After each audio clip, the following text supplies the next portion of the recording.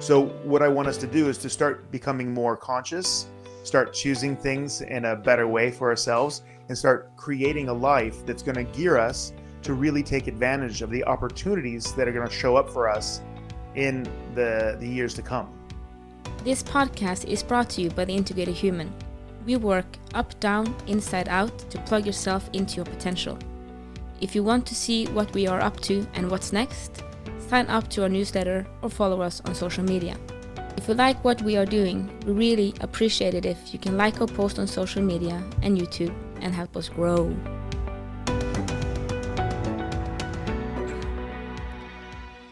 All right. Welcome to the Big and Small Podcast. This is Jason Shields, and I'm big. And I'm Marit Gabrielsen, and I'm the tiny one.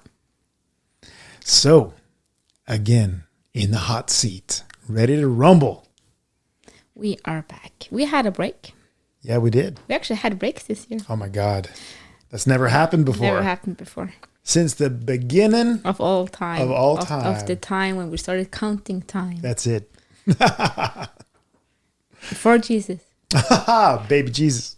Well, we have had, we apologize for not being online, but I've had an operation, and then I have served the country, as we say, for a couple of weeks. For some reason, they will not give me leave to make a podcast. I do hard to understand. Or hardly to get an operation. Harder to get. No, they did give me leave for that. Well, you were in operation, then you were right back in. Yeah.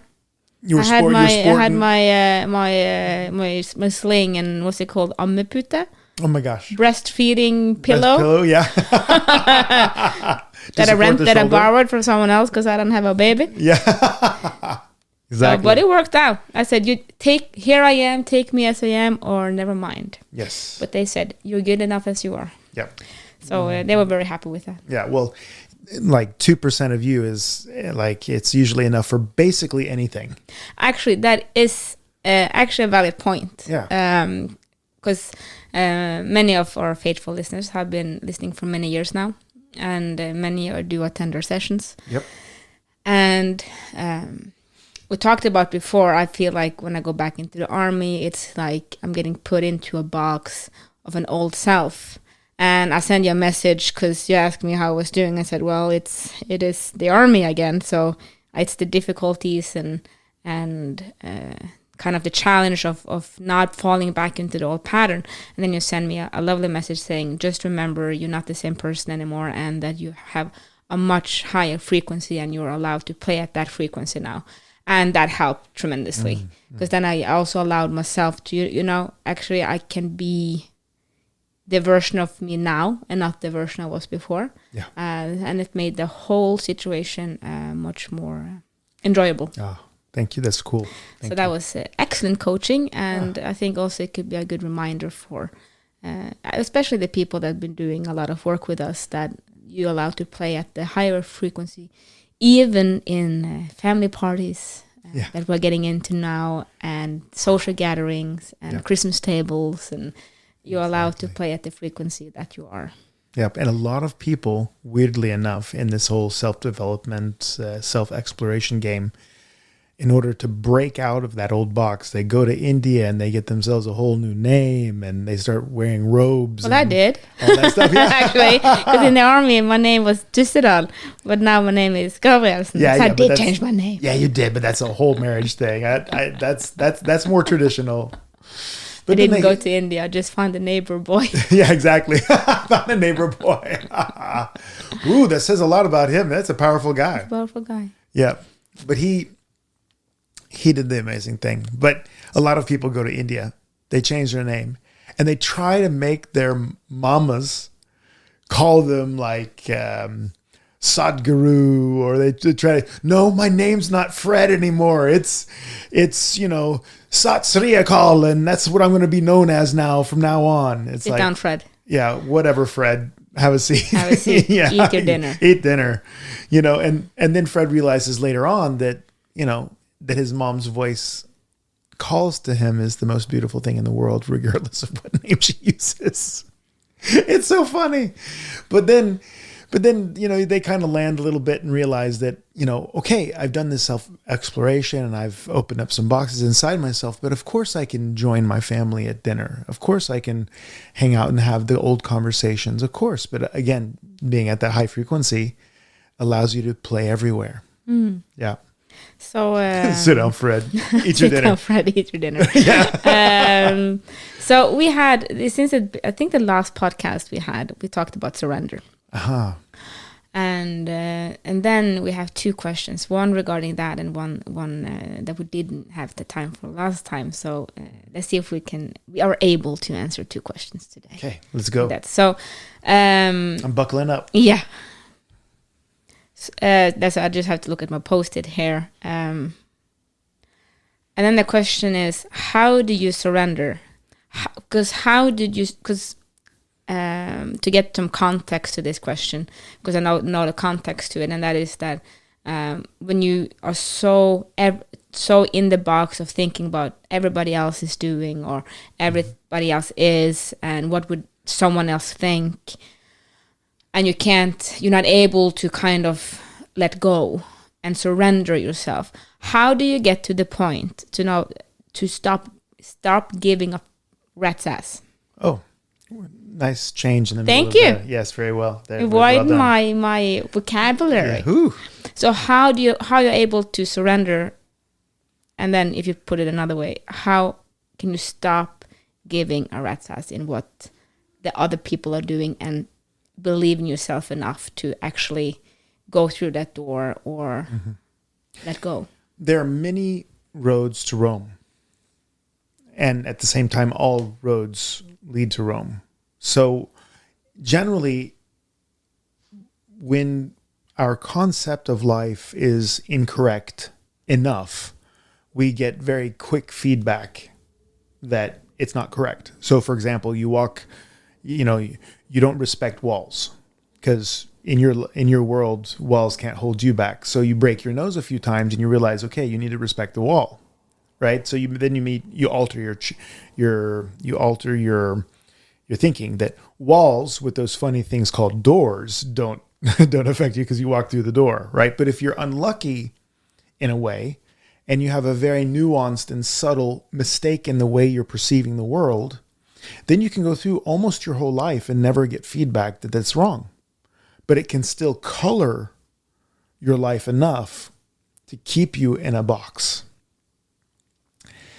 So most people, and what I mean by that, most people think that other people think about them. So they care about what other people think. Oh yeah, sorry. Yeah. It's just so funny yesterday. We had a session, and then one of the ladies asked, because we're going to have a free Taste of Flow session November 17th online. Cool, get on it. Yeah, I will put the link down here it's free, it's online, it's 7 in the evening, Central Europe time, the 17th of November. You're going to get, Jason's going to download some stuff, and then we're going to have a soul breath session. We would love you to come. But the question here was, do we have to have camera on? And then I told her, well, you don't have to, but for us, it's a lot easier to speak to faces than to black screens because we get some kind of rapport, and it is possible, and of course you need to be comfortable with it. But for us, it gives us more energy to see you than to not see you. Yes. And then another lady said, yeah. And I said, sorry, but because I said that because Norwegians are really odd with this. People in Germany are much more open about it. They have the screens on. People in Norway do not look at me. And this lady said, yes, because it's very odd, because I think people look at me, but either they're actually looking at you, the host, or at themselves. At themselves, exactly. Because people don't look at you; they look at themselves. They look at themselves, even when they're having a video call. Most of the time, their eyes are constantly going to their own face. Yeah. Yeah, that's because that's the way our brains are actually wired.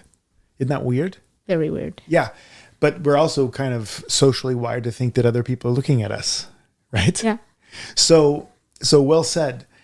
So most people may go through their whole lives thinking that they have to live up to the Joneses or they have to be a certain way so that other people don't criticize or whatever. But those other people are so busy with their own stuff and thinking that they're being thought about and talked about and all that, that they're not really thinking about you. You know, it's like it's so that's one of those subtle things that can really dominate your life. People go through their lives feeling terrified and ashamed of being, you know, exposed, when in reality, you have to be Justin Bieber to get exposed. You know, it's like people don't care about the neighbor. Like, people don't care as long as it's not dangerous for them and they're not setting their house on fire. Most people don't care. Okay. They may look at you, even if they look at you and talk to you 5 minutes later, they completely forget that they even had a conversation. If people are going to look at you, you need to make an effort to make people look at you. We're trying desperately. That's it. We're making Jason's beard pink soon. Yeah. Get more views. Yeah, exactly. Try to get views on Facebook, right? Not doing something crazy. Yeah, exactly. Not do something absolutely absurd. And crazy and controversial. And controversial. You have to get in a fist fight with Trump in order to get on freaking TikTok. You know, it's like crazy. There's so much stimulation today. So my point is this, that your reality, the way you've decided to perceive things, affects you, because you notice what you notice. And you notice what you notice because the filters in your head are selecting for those things. Okay? So how you build your filters is very important. Now, the last flow state, we talked about the definition of being humble, which is very important. And being humble, I say, I'm the center of the universe, but so are you. Meaning that, number one, my universe is my universe, and I'm the center of it. But your universe is also your universe. And I'm the center of that. That's right. So, the way I perceive my universe is completely up to what I decide to notice, because everything's present in our universes, right? All the good and bad and pulls and pushes, and, you know, there's so many things that you could decide to be interested in. And the more you look, the more you get. You can decide that I'm not worthy and I can't make it, or you can decide that I'm very worthy and I will always make it. Yeah. Even when everything tells you the opposite. Yeah, exactly. Because you'll look at what you want to find. Now, I've said that several times now, but it's such an important point. If you want something more in your life, just start looking for it. Meditate on that one. Yes. So, surrender is another word for total acceptance. Let me say it again. Surrender is another word for total acceptance. Now, doesn't mean total approval, but acceptance means landing in that center of your universe and realizing that as it is at this moment, it is at this moment. And there's no struggle of pushing away or pulling something or trying to change it or whatever. It is accepting that, okay, now I am in Norway and I want to go to Italy. So I know that I have to go south, right? The problem is that people are not wanting to accept where they are. So there's this constant struggle of not wanting. But I don't want it to be that way. That's the ultimate not acceptance of reality and mechanics. But I don't want it to be that way. It is that way. Accept that. Because only when you've accepted and surrendered to the way it is, can you move in the direction that you would like to go. So, as my dad says very often, if you don't know what direction you want to go, then any direction is good enough. And if you don't know where you are, any direction is good enough. So figuring out, orientating yourself in yourself and in your life so that you can move in the direction you desire is the first stage of really making a change and winning everything that you want in your life. This is actually one of the biggest things we work on at the Flow State Continuing Weekends is to for every single person, thank God, we are located at the same place for that weekend in Voss, Norway. Yeah. But all of us are different places in our life, how we work, our blockages, where we bump into things. We're totally different there, thank Yes. God. Yeah. But so we work on actually identifying, where are you? Yes. And then we help starting to clarify, so what do you want, actually? Yeah. And then we start, because it's a power-packed weekend, we're able to move away the obstacles that are closest. Yeah.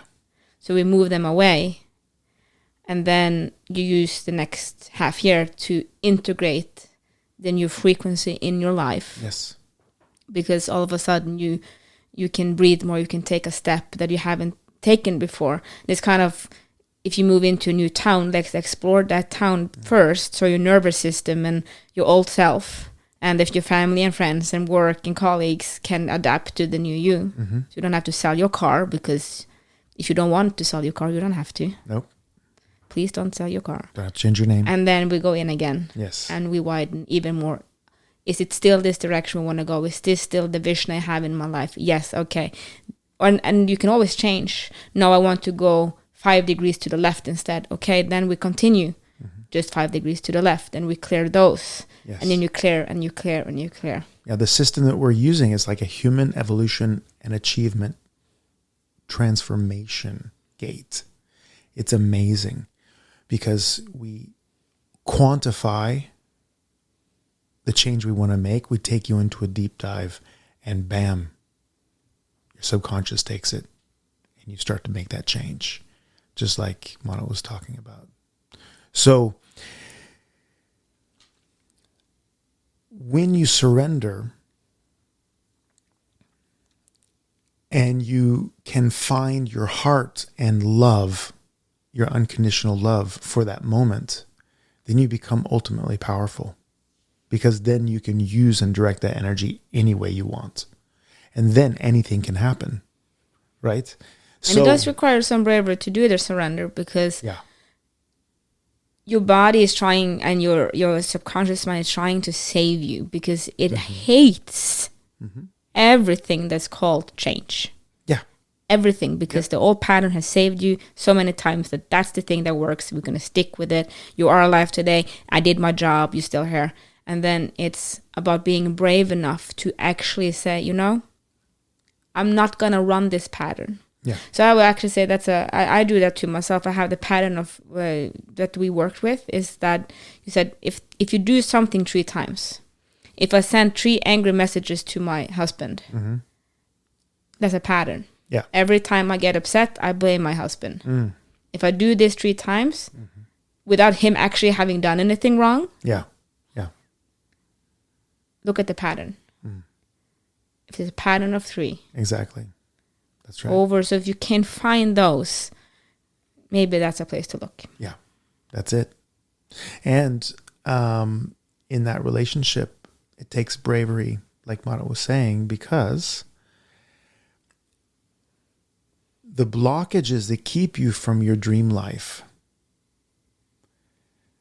are very often things that aren't that pretty. No, they're not. Right?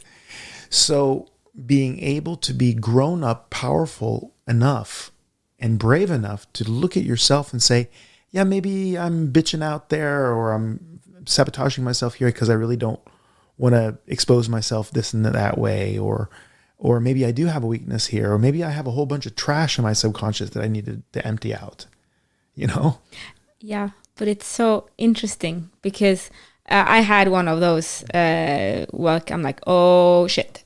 I found out a worldview the other day, I told you about it yesterday, and I'm like, oh shit, that's not an attractive, good, positive worldview. Yeah. And then you get a little bit terrified, because that means when I have this worldview, that means that I run this pattern, and that pattern is so unattractive and horrific. And then you're seeing this, because then you focus on it, so you can see that worldview going in everywhere. and you lose a little bit connection with yourself, and I at least get very upset and very emotional around it and angry. And then I just realize, thank God that I saw it now. Yeah. Because at the age of 33, I saw it. Yeah. That means that I can free myself from it now. Because it's not like I haven't had it for the last 33 years. Yeah. It's been there for maybe 33 years. Yeah. Now I'm able to change it. Yeah. If I didn't see it, it will still be there. Yeah. Because we have kind of this thing that, oh my God, you notice that you have a black spot on your nose. Mm-hmm. And then you get horrified because, oh my God, I have a black spot on my nose. Mm-hmm. Well, you've had it for 10 years. Yeah. It's just that now you see it. So now you can clean it off. Yes. So to see these things, it doesn't make you a bad person. It doesn't make you less. It makes you more, because that gives you the power to change it. If you can't see it, you cannot take it away. Exactly. That's it. And being brave enough to look. And it also, not being able to see these things in the beginning has nothing to do with intelligence. Oh, no, far from it. Right?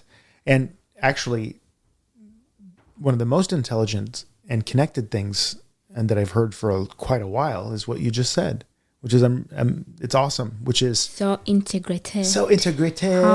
Yeah. But it's about discovering a worldview and then seeing what program you're running and how that actually looks from the outside and how it looks from the inside and what emotions that creates and then how you carry that shit around. Right? It's fucked up. So to give your, no, I'm getting all our listening, so all the tasks today. But if you want to look at it, why I got into it was that we had a dinner with a friend, and he said, I found a big incongruency in my worldview and personal philosophy. And it's, the worldview is, I love humanity. My personal philosophy, I don't like people. I hate people. Yeah, he said, I hate people. Yeah. So I love humankind, but I hate people. That doesn't fit. Yeah. And then I was sitting there and like, oh, that's super interesting, of course. But then I was reflecting back to myself and going, what do I think people are? Mm-hmm. And then I found it out, and I'm like, oh, shit. Mm-hmm. And I'm going to tell you what it is when I have discovered how to change it. Yes, exactly. Because I'm still in the process of resolving it. But so question, ask yourself, write down on a piece of paper, people are ... Fill in the blanks yourself. Yes, exactly. Exactly. And then, that's a worldview. And you're like, well, that's the humans are not their world. Yeah, but the worldview is meant for large categories. Like the world is, the ocean is, the country is, my nation is, society is, humans are, that's use those big groups of people. And see if you can discover something. See what you actually have as what you believe. Yeah. And be honest. Yeah. Because that's when you get the aha. That's when you get the change. Yeah. So that was that question. We're ready for the next one? Yep. This one has been waiting for a very long time. This was the question we were supposed to answer last time. Ooh. But then since, we host the podcast and I had a question, we took that first. Not make you on podcast. Yeah. So we're changing hats. Of course, still in the realms of discovering oneself, but not about surrendering. So this is from a young gentleman. So the question is, what is the difference between intuition and self-fulfilling prophecy? And how do you know the difference? That's very interesting.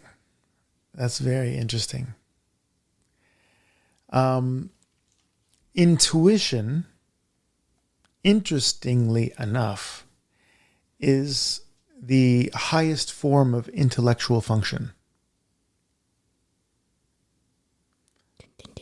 Dun, dun, dun, dun. Right? Which means that a lot of people think that intuition is just woo-woo stuff. It's like, it's like magic, right? I feel stuff. I can feel it. But in my pinky. Exactly. I can feel it in my pinky. But it's actually pattern recognition at a high level that is associated to our brain. Our brains are a prediction machine. And the way it predicts is that it has filters that it uses, and you notice what you notice. So you'll notice patterns over and over and over, and sometimes those patterns are more relevant than others. So an intuition or a déjà vu is a pattern that your brain kind of clicks in that goes, I've been here before, right? And you're like, a déjà vu, but this is not the same. Yeah, but you get this feeling inside, you get this subconscious move or feeling that I've been here before, because there is something about the constellation that is exactly the way it was before, though the details may be different. So these patterns are in our subconscious, and these patterns are in our conscious mind. And just so you know, I know this based on lots of meditation. You're not going to hear that exact description anywhere else, because it took me a long time to figure out why my déjà vu was going cray-cray.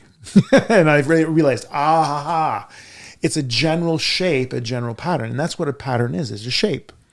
So, and why do they show up more for some people than others? Well, it has to do with what they're noticing. We have a friend who's going to notice the monkey in the tree, the mark on the table, And we go, what monkey? What it actually monkey? has happened many times with this guy. Like, it's a monkey. I'm like, where? Where? Right there. Like, huh? Yeah, exactly. See there. And then it stands behind you, like, there it is. And you go, how can you notice that? Exactly. Wow. But you and I, we're more situation people. We're situation people. A very We're good big, situational awareness, yeah. We're themes, concepts, and situation Or if oriented. you pull the plug there, something happens way over there. Yeah, exactly. So you have to remember that if you're going to do this thing. Exactly. Consequence thinking and all this other stuff, and long-term planning. We have those talents, right? But he has the notice everything specifically right here now talent. So sometimes we walk past a monkey and don't see it, and sometimes he can't plan past 2 weeks. So it's just strengths and weaknesses with everything. But people who are more concept-based and situational-based will have a higher rate of déjà vu. If you ask him how often he gets déjà vu, it's almost never. Okay? So again, what we're looking for. But how does then? Because I think in this case, I was also thinking about intuition regarding I should go left, or that was I pointed it to the right now, but I should go there. Yeah, that's going to be the same thing then, just a pattern recognition over. It's a feeling that arises from a pattern recognition that's being triggered by the prediction machine, which is the brain, which is there's a feeling that, and then if you were to see the subconscious mind, it would be saying, we've been in a situation that looks similar, and we took a right and it was no good, so we should go left. Yeah, because sometimes you wake up and I can feel my intuition saying, I need to be in the office 10 minutes early today. Yeah. I have no clue why. I'm just like, you should go now. And sometimes it's very valid.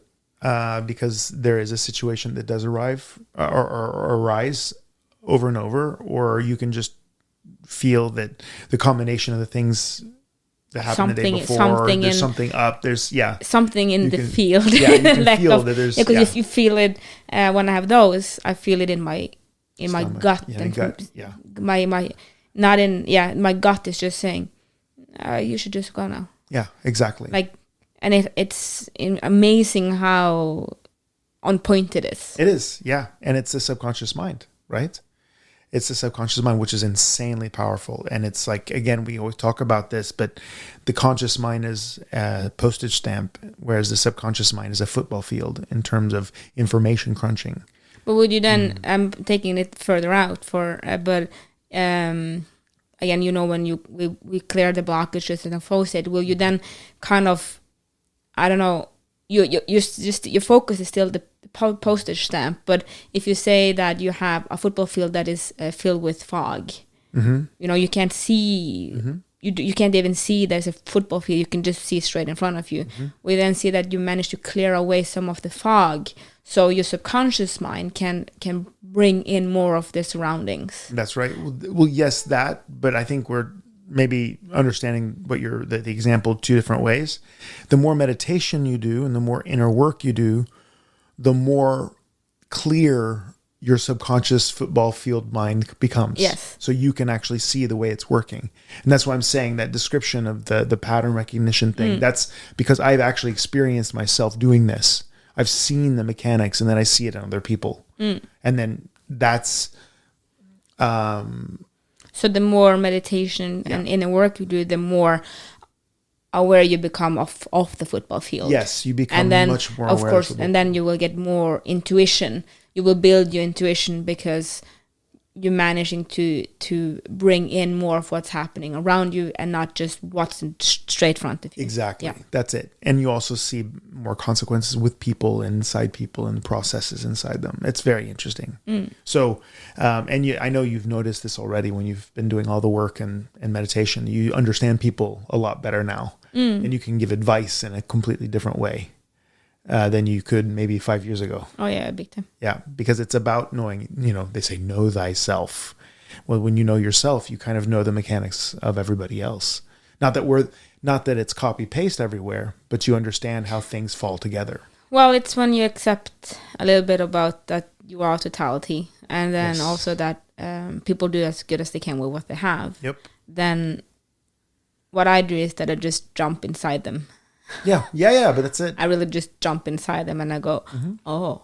And then I see, And sometimes I have an answer and sometimes I go, this one I can't. I see the struggle. I do not know if you're not going to do I know what it takes, but maybe not there yet to do that. Exactly. Because it's going to require a little bit of harder work. So I always say when people come up to us and I said, well, I know a question to ask, but come when you have the question. It doesn't help if you have sleep issues. It doesn't help that I tell you have sleep issues. You need to be so tired of your sleep issues that you come and said, now I've not had enough. I'm willing to do everything to fix it. Yes. Then we're ready. Yes. But before that time, it's just not going to work. No. Because you're not ready to look at that thing. That's right. And like you just said, it's not always pretty. No, it's not always pretty. But then self-fulfilling prophecy. Yes, self-fulfilling prophecy. So, Formula One. Yep. They have figured out fast cars. They figured out that when there's a very concrete way that you can avoid when the car starts to spin out of control. There's a very concrete way of not running into the wall. You know what it is? No. Look at the road, not the wall.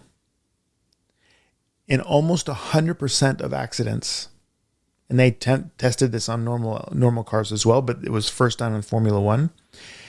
Before they hit the wall, they look at it because people are looking at what's terrifying them, right? Their car sliding out of control, and they suddenly they jerk and look at the wall, and then they run into the wall.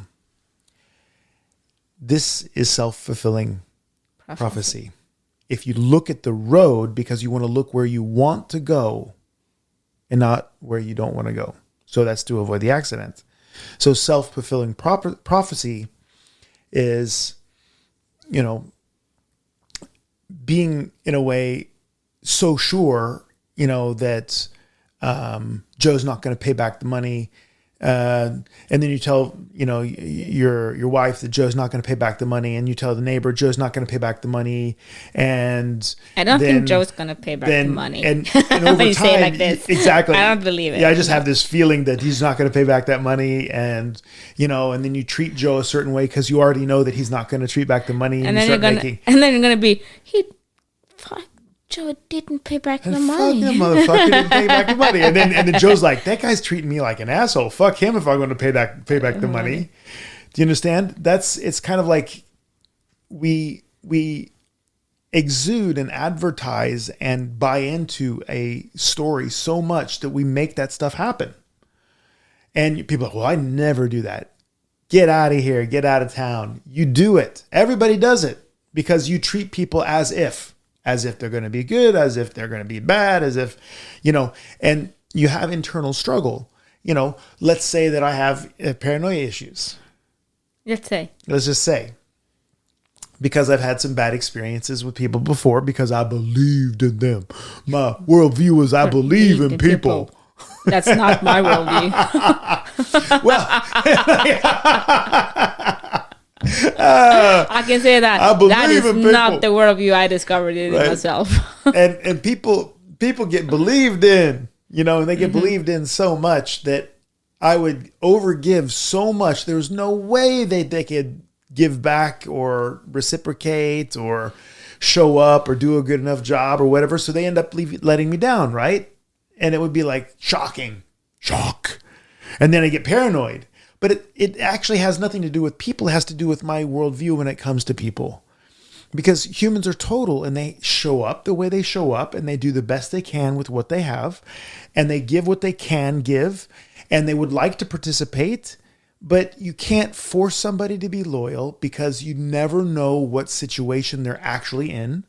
Meaning that if you have a mama and she has 7 kids at home that are all starving and you ask her to please watch your lunch, is it fair to ask her to watch your lunch and not give it to her kids? They're sitting there.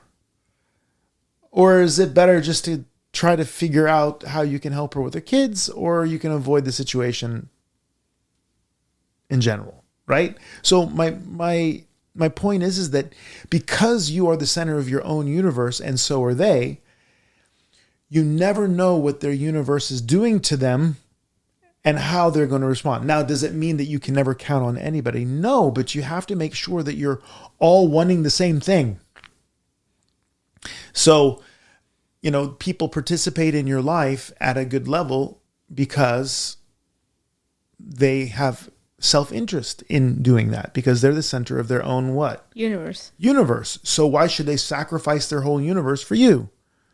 Right? But if you're going to believe in people, right, then you're sacrificing yourself all the time because you think they're going to reciprocate, and then everybody's great because everybody's giving maximally. But not everybody can give maximally. It's kind of like you want to run a marathon, but they have no legs. Is it fair to ask them to do that? Well, I gave them all my electrolytes, and I gave them I suffered the last half of my marathon because I gave that person, all of my protein bars and my new shoes. Well, they have no legs, bro. The shoes is not going to help them. And however much you suffered in the end still doesn't make up for the fact that the shoes that you took off your feet and gave to them didn't fit them because they have no legs. I hope you guys understand the metaphor there. Plus, minus, mod, it's like, I don't know, really, Jason. But the whole point is that they can only give what they can give. So, we always are handling our own stories, and our stories are created based on our worldview and personal philosophies.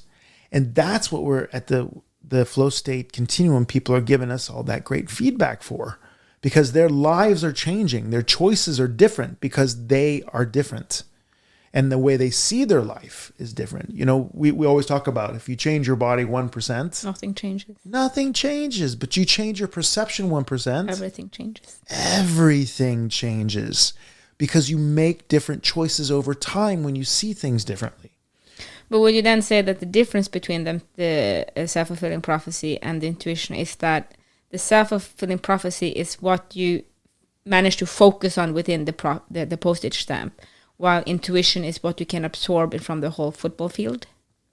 It's a pretty good summary. I would say intuition is the pattern recognition ability of your subconscious mind when it's applied to the prediction machine of your brain. So pattern recognition at a high level. Yeah. It's when your subconscious and your awakened intellect work together. And you may not be able to explain the conclusions because half of that work's done in the unconscious mind. You just know. You just know this is the way it is. A lot of people have that. Self-fulfilling prophecies are when you participate in a storyline that creates a certain future. Right? But that can be often used for the negative, like hitting the wall. But it could also have been used for the positive, the uplifting things, which I'm going to be a rock star. I am a rock star. I'm going to be the rock star. I'm going to be in Madison Square Garden. Because you can also use it like that, because then everything is making you into that rock star. That's it. And the way you're choosing constantly makes you into a rock star. And then putting intuition again in there. The intuition that can help you. Yeah. In the pattern recognitions of how to become that rock star. Yeah, but you know, you will also at the end go, yeah, I always knew I was going to be a rock star. Yeah. I had an intuition a long time ago that was going to happen for knew. me. How did you know? Because you fucking did all the work. That's what it was. And that's the way it was with my first world championship in jiu-jitsu. Because I knew I was going to be a world champion, and people were like, oh, don't say that. That's really, I said, no, I'm going to do that. That is my thing. I've done all the work. I've done all the research. I know what the level is. I'm having that thing. I know I'm going to be that. And I did it. Now, if I had lost because I decided I was going to do it, what would I have done the next time? Try it again. I would have tried again. I would have tried until I made that thing happen, because it was going to be a self-fulfilling prophecy. And that's it. When you are integrated, you don't have a past. You have a prophecy. Your life becomes the prophecy of success that you create, because you are working up, down, inside, out, making your dreams come true. So remember, you matter. Unless you multiply yourself by the speed of light squared, then you're energy. But if you can't be energy, matter. Thank you for listening to our podcast. We hope you felt we added something to your day and hopefully your life. If you want to learn more, subscribe to our newsletter and find us at integrated-human.com. That is integrated-human.com. Integrated Human on YouTube and other social media platforms. Have a great day, and thank you again for listening. Love, light, and upgrade from us at the Integrated Human team.